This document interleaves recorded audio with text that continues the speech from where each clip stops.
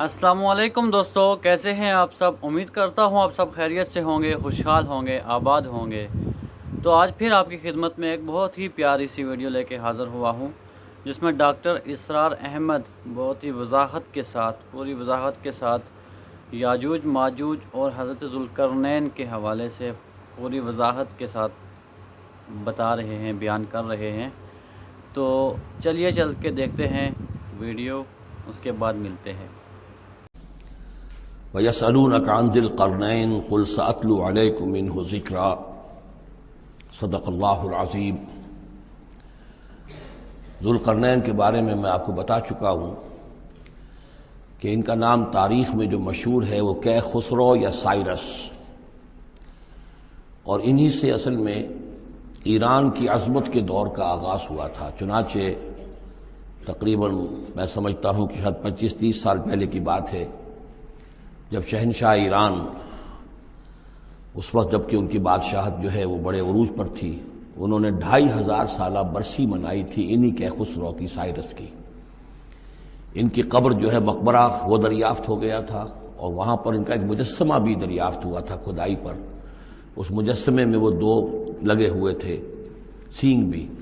इस मौजू पर सबसे पहले मौलाना अबुल कलाम आज़ाद मरहूम ने, जो अपनी तर्जुमानुल कुरान के नाम से उन्होंने मुख्तसर तर्जुमा और तफसीर लिखी है, उसमें बड़े तफसीली नोट्स लिखे हैं। सबसे पहले अहले इल्म के हल्के में इनके बारे में जो मालूमात हैं वो उनके ज़रिए से आई हैं। अब ये तकरीबन यूनिवर्सली एक्सेप्टेड है। फिर सवाल पैदा होता है कि इनसे क्या दिलचस्पी यहूद को थी, तो वो भी समझ लीजिए कि नबूकदनेस्सर ने 587 क़ब्ल मसीह में हमला किया था फ़िलिस्तीन पर, और नबूकदनेस्सर इराक़ का बादशाह था। इस मिडल ईस्ट को जहन में रखिए कि मेडिट्रेनियन के बिल्कुल साथ है मुल्क शाम, और शाम ही का एक इलाका फ़िलिस्तीन है। इस वक्त जो है ये फ़िलिस्तीन और इसराइल और शर्क़ उर्दुन और वेस्ट बैंक और लबनान, ये सब मिलकर जो मुल्क बनते हैं, दर हकीकत ये शाम अरब है, ये शाम है। फिर इसके मशरिक़ में ये इराक़ अरब या इराक़ है, और उसके मशरिक़ में फिर ईरान है। तो इराक़ का बादशाह था जिसने हमला किया था यरूशलेम पर, तबाह व बर्बाद किया, और इनको कैदी बना कर ले गया। कैप्टिविटी का दौर इनका तकरीबन 150 बरस का है। लेकिन इस अरसे में ईरान में ये शख्सियत उभरी, क्या खुसरो की या साइरस की। उसने फिर फतूहात का दायरा शुरू किया, तो सबसे पहले इराक़ को फतह किया, बेबीलोनिया को, और यहाँ पर जो ये असीर थे यहूदी, इनको इजाज़त दे दी कि तुम वापस जाओ, अपना यरूशलेम आज़ाद करो, अपने जाकर आबाद कर लो दोबारा। तो गोया कि ये मोहसिन हैं, इनके ज़ुल्करनैन जो है इनके मोहसिन हैं, जिनकी वजह से, कि जिनके ज़रिए से अल्लाह ताला ने इन्हें बेबीलोनिया यानी इराक़ की कैप्टिविटी, जो उनकी असारत का दौर था, उसको ख़त्म किया, आज़ादी मिली, और फिर ये वापस आए। हज़रत उज़ैर अलैहिस्सलाम के साथ काफ़िला आया है, और वो तकरीबन फिर उन्होंने आकर यहाँ असर नौ इस शहर को भी आबाद किया, और हैकल जो है हज़रत सुलेमान अलैहिस्सलाम का बनाया हुआ जो वो इबादत खाना था, उसको दोबारा तामीर किया।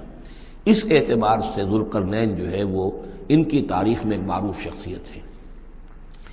तारीख़ से मालूम होता है कि इन्होंने फिर ईरान की पहली हुकूमत को कंसोलिडेट करके पारस और मादा को मिलाकर एक सल्तनत ईरान बनाई। फिर इनकी फतूहात के 3 दायरे हैं। मगरिब की तरफ मेडिट्रेनियन तक पूरा इलाका फतह कर लिया। मशरिक में फिर ये हमारा जो मकरान तक का इलाका है, ये सारा का सारा इलाका ईरान के साथ ही मिलता हुआ है, बलोचिस्तान, मकरान, ये पूरा इलाका इन्हें फतह किया। एक मुहिम इनकी शिमाल की तरफ गई, बहर कैस्पियन जो है, और उधर से जो वो ब्लैक सी है, बहर असवद, इन दोनों के दरमियान जो पहाड़ी सिलसिले हैं, ये शिमाल की तरफ जो है तीसरी मुहिम गई। जैसे कि हजरत उमर रजी अल्लाह तआला अन्हु के अहद में भी 3 लश्कर निकले थे मुसलमानों के जज़ीरा नुमा अरब से। एक लश्कर शाम से होता हुआ फिर मिस्र की तरफ गया है, एक लश्कर इराक़ से होता हुआ ईरान की तरफ गया है, और एक लश्कर सीधा शिमाल की तरफ गया है, और कोहे काफ तक जो है, जिसको कॉकेशिया कहते हैं, वहाँ तक की फतूहात हासिल की मुसलमानों ने। तो तकरीबन यही समझिए कि एक ब्लू प्रिंट था, जो कि यानी हमारे इस दौर खिलाफत राशिदा से जो समझिए कि लगभग कोई 2000 साल कबल जो है ये वाक़या पेश आया है, या बल्कि उससे कम, कोई 1500 साल कबल ये वाक़या पेश आया है। और ये ज़ुल्करनैन जो है ये यहाँ पर एक बड़ी अजीम सल्तनत के बानी बने, लेकिन नेक आदमी थे। और मालूम ये होता है कि ये असल में जो कहानियाँ हैं, ये इनके दास्तानें हैं, कि इनको قتل کیا جانا تھا. یہ کہیں شہزادے تھے کسی چھوٹی سی مملکت کے، اور وہاں سے ان کو کسی نے بچایا کسی طریقے سے، اور پھر یہ صحرا میں رہے روپوش، اور وہاں کسی نبی کی تعلیم سے ان کو آشنائی ہوئی ہے. ہو سکتا ہے کوئی اسرائیلی نبی ہی کی تعلیم ہو، یہ بھی ہو سکتا ہے کہ زرتشت جو ہیں وہ بھی کوئی اللہ کے نبی ہوں اور ان کی تعلیم ان تک پہنچی ہو، لیکن خود ان کا کردار جو قرآن پیش کر رہا ہے وہ بہت ایک نیک مومن صالح ایک بندہ مومن اس کا کردار ہے.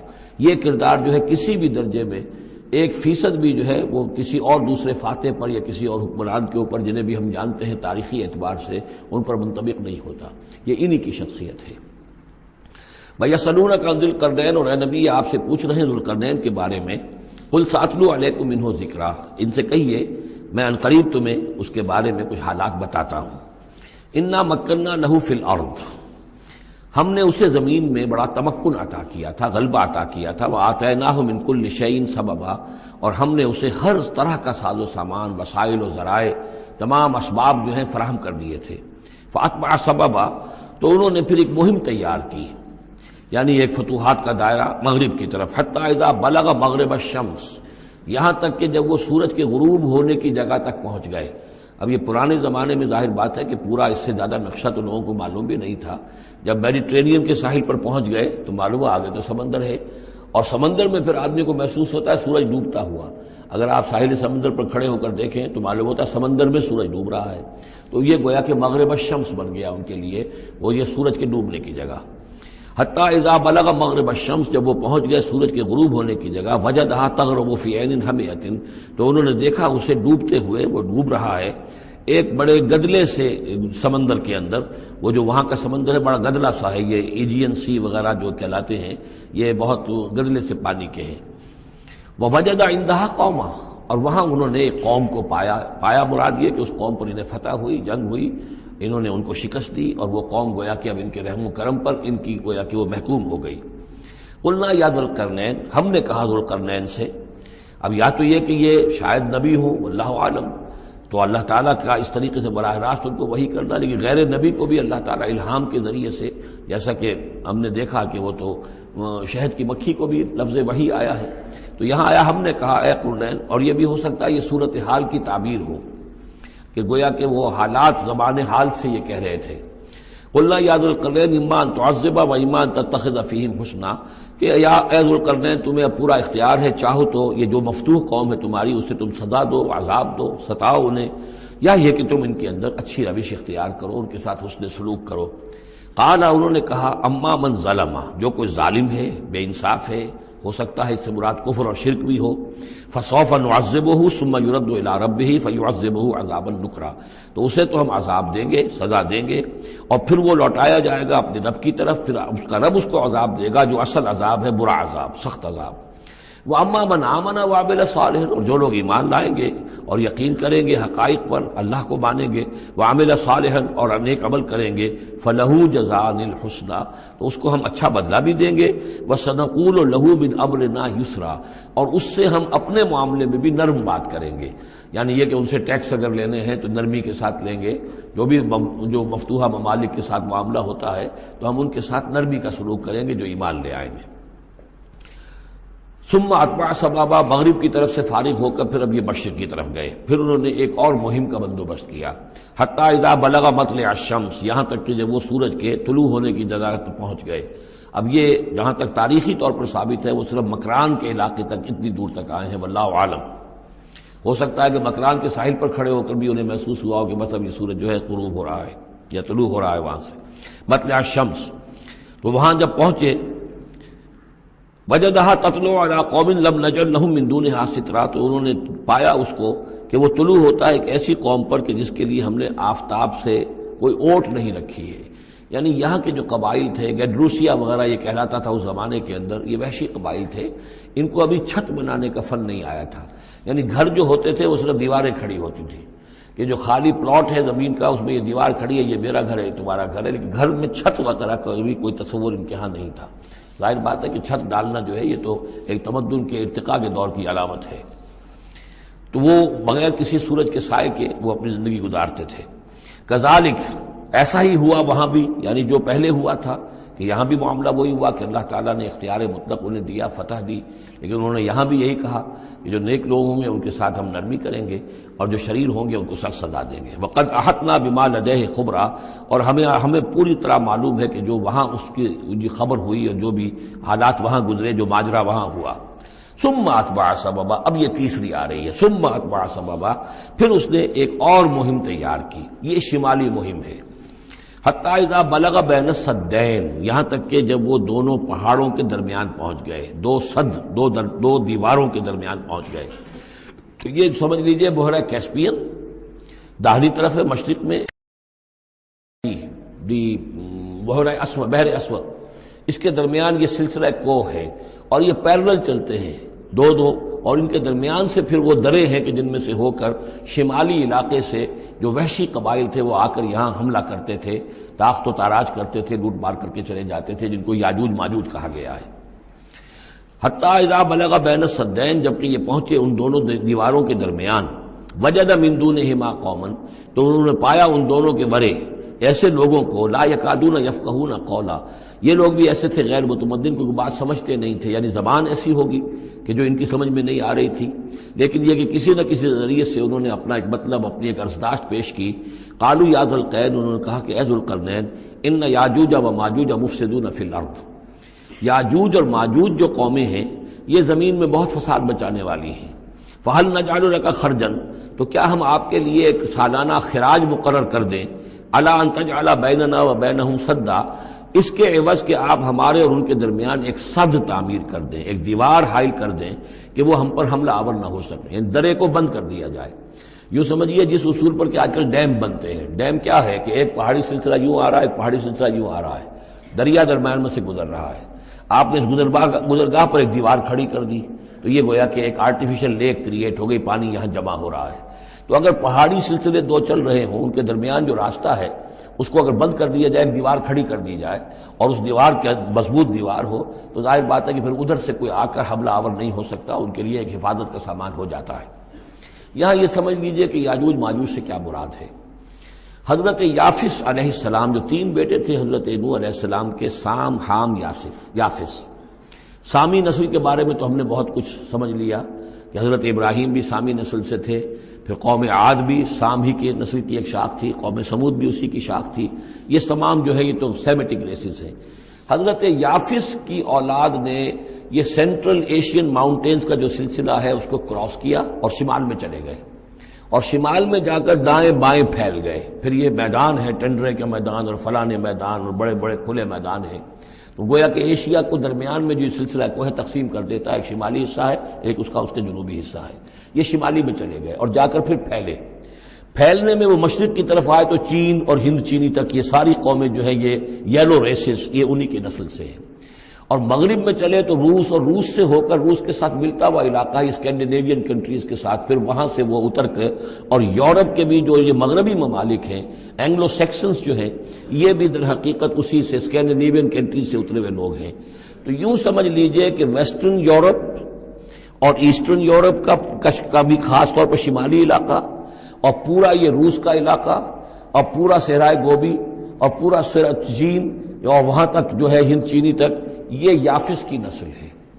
یافس کے جن بیٹوں کے نام تورات میں آئے ہیں، کئی نام ہیں، وہ کوئی ایک دو نہیں، ان میں گوگ اینڈ میگوگ بھی ہے، توبال بھی ہے، موسک بھی ہے، موسک ایک شخص کا نام ہے، اور موسکو ہو سکتا ہے کہ اسی نے آباد کیا ہو اور وہیں سے وہ نام بنا ہو۔ توبال اور بالٹک سی جو ہے اس ایریا کے اندر جو ہے بالٹک سٹیٹس، توبال ان کے ایک بیٹے کا نام تھا، یہ تورات کے اندر نام دیے گئے ہیں۔ گوگ اینڈ میگوگ، جاجوج ماجوج، یہ بھی انہی کے بیٹوں کے۔ یہ تمام اقوام جو ہے یہ وحشی ہیں، اور یہ تاخت و تاراج کرنا، لوٹ مار کرنا، یہ ان کا طریقہ ہے، اور ان کا ہے ذکر جو یہاں پر ہو رہا ہے۔ یہ جو سیلاب آیا تھا، کولونیل سیلاب جو ہم پر آیا تھا، جس میں کہ یہ اینگلو سیکسنز تھے، یہ سب کے سب جو ہیں یہ اسی نارڈک ریسز سے ہیں، یہ بھی یاجوج اور ماجوج کی نسل ہیں۔ ایک سیلاب ان کا آ چکا ہے جو آیا تھا یورپ کے سے نکل کر، یہ کولونیل سیلاب آیا اور پوری دنیا کے اوپر چھا گیا تھا، ایشیا اور افریقہ کو انہوں نے فتح کیا، کولونائز کیا۔ اب اگرچہ ان کی وہ بساط ایک دفعہ تو لپیٹ دی گئی ہے، وہ واپس چلے گئے ہیں، انڈائریکٹلی ہم پر حکومت کر رہے ہیں۔ ابھی ان کے جو ملٹی نیشنلز ہیں ان کے ذریعے سے، یا بینکوں کے ذریعے سے، IMF کے ذریعے سے، ورلڈ بینک کے ذریعے سے انڈائریکٹ حکومت ہے جو نیو ورلڈ آرڈر ہے۔ لیکن یہ ہے کہ ابھی ایک اور جو سیلاب ان کا آنے والا ہے وہ آتا ہے احوال قیامت کے معاملات میں۔ آرمگڈون کے بعد جب حضرت مسیح علیہ السلام کا نزول ہو چکے گا اور یہودیوں کا خاتمہ ہو چکے گا، اور پھر یہ کہ تمام جو عیسائی ہیں وہ مسلمان ہو جائیں گے، عیسائیت ختم ہو جائے گی حضرت مسیح علیہ السلام کے آنے کے بعد، اور مسلمان اور عیسائی مل کر ایک ملت بن جائیں گے، سب مسلمان ہوں گے۔ اس کے بعد آخری سیلاب پھر آنا ہے جو اس کے خلاف وہ احادیث میں آتا ہے، پھر وہ یاجوج اور ماجوج کا ہوگا۔ اور میرے نزدیک یہ یاجوج اور ماجوج جو ہے وہ ایسٹرن علاقے سے آئیں گے، چائنا وغیرہ سے، ہند چینی سے۔ آرمگڈون جو ابھی ہونی ہے فوری طور پر بڑی جنگ، اس میں یہ لوگ جو ہے بیٹھے رہیں گے، یہ جنگ میں حصہ نہیں لیں گے۔ یہ مڈل ایسٹ میں جنگ ہوگی، یورپین پاور ساری ہوں گی، کرسچین پوری طاقتیں ہوں گی، اور ادھر جو ہے مسلمان ہوں گے، اور حضرت مہدی جو ظاہر ہوں گے، جو اللہ تعالیٰ ایک عنایت کرے گا مسلمانوں کو لیڈر عرب کے اندر، وہ پیدا ہوں گے، مجدد ہوں گے، اور ان کے ذریعے سے عرب کے اندر ایک اسلامی حکومت بھی قائم ہوگی۔ لیکن ان کے لیے مدد کے لیے خراسان کے علاقے سے فوجیں آئیں گی، مشرق سے آئیں گی، اور یہ علاقہ جو ہے وہ ہے جو ہمارے قریب ہے، اور ہم بھی اسی علاقے میں ہیں۔ اللہ تعالیٰ ہمیں توفیق دے کہ یہاں وہ ہم پہلے اس نظام میں خلافت قائم کریں، تاکہ یہاں سے پھر فوجیں جائیں اور حضرت مسیح کے ساتھ ہو کر اور حضرت مہدی کے ساتھ ہو کر عیسائیوں اور یہودیوں کے ساتھ جنگ کریں، اور بالآخر پھر یہ کہ پوری دنیا میں اسلام کا بول بالا ہوگا۔ لیکن جب یہ ہو چکے گا، اس کے بعد ایک سیلاب پھر آئے گا یاجوج اور ماجوج کا۔ تو یہ چونکہ پوری ایک سلسلہ ہے، ایک نسلیں ہیں اس کے اندر بہت سی، تو ان میں چونکہ تفسیری اعتبار سے بہت سی باتیں جو ہے مختلف آراء بھی سامنے آئیں گی، تو میں نے جو رائے میری ہے وہ آپ کے سامنے بیان کر دی ہے۔ اس وقت بھی وہ یاجوج ماجوج تھے جو ان شمالی دروں سے آ کر حملے کرتے تھے۔ الا ان تجعل بیننا و بینہم سدا، تو کیا ہم آپ کے لیے ایک سالانہ خراج طے کر دیں تاکہ آپ ہمارے لیے یہاں ایک سد تعمیر کر دیں، ایک بند باندھ دیں یہاں پر۔ قال ما مکنی فیہ ربی خیر، اب دیکھیے ان کا کردار، ان کا مجھے جو کچھ میرے رب نے دے رکھا ہے، دولت دے رکھی ہے، مال دے رکھا ہے، وہ بہت بہتر ہے اس سے کہ جو تم مجھے پیش کر رہے ہو، مجھے خراج کی ضرورت نہیں ہے۔ ہاں تمہاری ایک ضرورت ہے، میں وہ پوری کر دیتا ہوں۔ فاعینونی بقوت، مجھے مین پاور فراہم کرو، باقی ساری سامان جو ہے میں فراہم کر لوں گا، لیکن بہرحال اس کو بنانے کے لیے، دیوار بنانے کے لیے، اور دونوں پہاڑوں کے درمیان اتنی بڑی جو سد تعمیر کرنے کے لیے جو مین پاور چاہیے، اعینونی بقوت، تو محنت کے ذریعے سے، مین پاور کے ذریعے سے میری مدد کرو۔ اجعل بینکم و بینہم ردما، میں ان کے اور تمہارے درمیان ایک موٹی دیوار بنا دوں گا۔ آتونی زبر الحدید، لاؤ میرے پاس تختے لوہے کے۔ حتیٰ اذا ساوا بین الصدفین، یہاں تک کہ جب دونوں جو اونچانے تھیں اس کے درمیان کا پورا علاقہ پر ہو گیا، بھر گیا، وہ لوہے کے تختے جو ہیں اس کے اندر بھرے جا رہے ہیں۔ حتیٰ اذا ساوا، برابر کر دیا دونوں پھانکوں تک پہاڑ کی، قال انفخوا، اب ان کا کہ آگ جلاؤ اس کے نیچے، وہ دہکا دی بھٹی جس سے کہ اب وہ لوہا گرم ہوا اور لوہے کی تختے جو ہیں وہ گرم ہو گئے۔ حتیٰ اذا جعلہ نارا، جبکہ وہ سارے کے سارے لوہے کے جو تپ گئے خود اور سرخ ہو گئے۔ قال آتونی افرغ علیہ قطرہ، تو کہا لاؤ میرے پاس پگھلا ہوا تانبا کے میں اس کے اوپر انڈھیل دوں۔ تو اس طریقے سے گرین فورس کنکریٹ سے بھی 10 گنا سمجھیے مضبوط شے انہوں نے بنا دی کہ اس میں لوہا اور پھر لوہا سیسا یا تانبا پلایا ہوا، تو اس طریقے سے ایک بڑی مضبوط دیوار قائم کر دی۔ اس دیوار کے جو آثار اب بھی موجود ہیں، دیوار تو موجود نہیں ہے، یہ داریال اور دربند کے درمیان یہ کشادہ راستہ ہے اب بھی، یہ ویسٹ کوسٹ جو ہے کیسپین کا، اس کے ساتھ اس کی لمبائی 50 میل اور اس کی اونچائی 29 فٹ اور 10 فٹ چوڑی یہ دیوار تھی جو اس وقت بنی ہے۔ یعنی جس طریقے سے کہ بنتے ہیں بڑے بڑے بند، ان سے بھی بڑی یہ تھی سد تعبیر کی گئی۔ السد العالی کہلاتا ہے اسوان ڈیم جو ہے، جو مصریوں نے بنایا تھا، بہت بڑا ڈیم، السد العالی، اونچی دیوار۔ تو ہمارے ہاں یہ تربیلا اور منگلا یہ سب کیا ہے، یہ اسی طرح کے ڈیم ہیں کہ پہاڑی سلسلے آ رہے ہیں، دریا جا رہا تھا، وہاں آپ نے دیوار کھڑی کر دی، پانی رک گیا اور وہ جھیل بن گئی۔ فمستطاعوا ان یظہروہ، تو انہوں نے کہا کہ اب یہ لوگ نہ تو یہ اس کے اوپر سے آ سکیں گے، اس کو نہ چڑھ سکیں گے، وما استطاعوا لہ نقبا، نہ اس میں کوئی سوراخ لگا سکیں گے، نقب لگا سکیں گے۔ قال ھذا رحمۃ من ربی، یہ سب اتنا بڑا کارنامہ کر کے بھی انہوں نے کہا یہ سب رحمت ہے میرے رب کی طرف سے، میرا کوئی کمال نہیں، یہ سب اللہ کی طرف سے ہے۔ فَإِذَا جَاءَ وَعْدُ رَبِّي، اور جب میرے رب کا وعدہ آئے گا، جَعَلَهُ دَكَّا، وہ اس پوری دیوار کو جو ہے ریزہ ریزہ کر دے گا، ختم ہو جائے گی دیوار۔ اب وہ دیوار وہاں موجود نہیں ہے، وہ ختم ہو چکی ہے امتداد زمانہ سے، اب اس کے کوئی آثار باقی نہیں رہے، بس آثار معلوم ہو جاتے ہیں کہ یہاں وہ دیوار ہوتی تھی جس سے یہ میں ڈائمنشنز آپ کو دیے ہیں۔ وَكَانَ وَعْدُ رَبِّي حَقًّا، اور میرے رب کا وعدہ جو ہے وہ حق ہے، سچ ہے، پورا ہو کر رہے گا۔ وَتَرَكْنَا بَعْضَهُمْ يَوْمَئِذٍ يَمُوجُ فِي بَعْضٍ، اب جب یہ وقت آئے گا اللہ تعالیٰ کا قیامت کا وقت، تو ہم چھوڑ دیں گے اس روز ان کو، یہ ایک دوسرے میں گتھم گتھا ہو جائیں گے۔ یہ جو کچھ ہونے والا ہے قرب قیامت سے پہلے، جس قسم کے لشکر آنے ہیں اور جیسی جنگیں ہونی ہیں، اور یہ جو یاجوج ماجوج جب آئیں گے تو آتا ہے احادیث کے اندر کہ پورے دریا، پورے سمندر پی جائیں گے، ہر چیز کھا جائیں گے۔ اور یہ معلوم ہوتا ہے کہ یہ چینیوں کے ہاں تو خاص طور پر سانپ بچھو جو شے ہو، کتا بلی، ہر شے چٹ کر جاتے، کوئی شے نہیں چھوڑتے۔ اور میں سمجھتا ہوں کہ شاید آدم خور بھی ہو یہ کہ کسی وقت میں جب ان کو ضرورت پڑے تو آدمی کو بھی کھا جائیں، جو کتے کو، بلی کو، سانپ کو، بچھو کو، ہر چیز کو کھا جاتے۔ تو ان لوگوں کا معاملہ جو ہے واقعتاً یہ جب ابھی تو ذرا رکے ہوئے ہیں، کنٹینڈ ہے ایک طرح سے، لیکن ایک وقت میں ان کا بند کھلے گا۔ اور چونکہ پھر یہ جو ہے تمام چاروں طرف ان کے پہاڑ ہیں، ہر پہاڑ کی اونچائی پر سے من کل حدب ینسلون نیچے اترتے ہوئے نظر آئیں گے۔ اور یہ نقشہ بعین ہی اسی طرح اخبارات میں آیا تھا جب 62 میں وار ہوئی ہے نیفا میں، جو ہندوستان کا مشرقی جو علاقہ تھا جہاں کے چین اور بھارت کی جنگ ہوئی ہے، تو اس کے الفاظ جو اخبارات میں آئے تھے، waves after waves of Chinese soldiers were coming down the slopes, لہروں کی طرح، موجوں کی طرح چلے آئے۔ ان کے تو اتنے آدمی ہیں، ان کا تو کہنا یہ ہے کہ تم سب کے سب ہلاک ہو جاؤ گے، ہمیں تم ہلاک نہیں کر سکتے، ہم تو چیونٹیوں کی طرح جو ہے بلوں کے اندر گھس جائیں گے، ایٹمک وارفیئر کے بعد تمہارا تہس نہس ہو جائے گا، ہمارا کچھ نہیں بگڑے گا، ہم پھر نکلیں گے اور پوری دنیا کو فتح کریں گے، وہ یہ کہتے ہیں۔ جی دوستو، تو آج ہم نے دیکھی ڈاکٹر اسرار احمد کی یہ خوبصورت سی ویڈیو، جس میں انہوں نے پوری وضاحت کے ساتھ بیان کیا ہے یاجوج ماجوج اور حضرت ذوالقرنین کے حوالے سے۔ امید کرتا ہوں آپ کے علم میں اضافہ ہوا ہوگا۔ ملتے ہیں نیکسٹ ویڈیو میں، تب تک ہمیں اجازت دیجیے، اللہ حافظ۔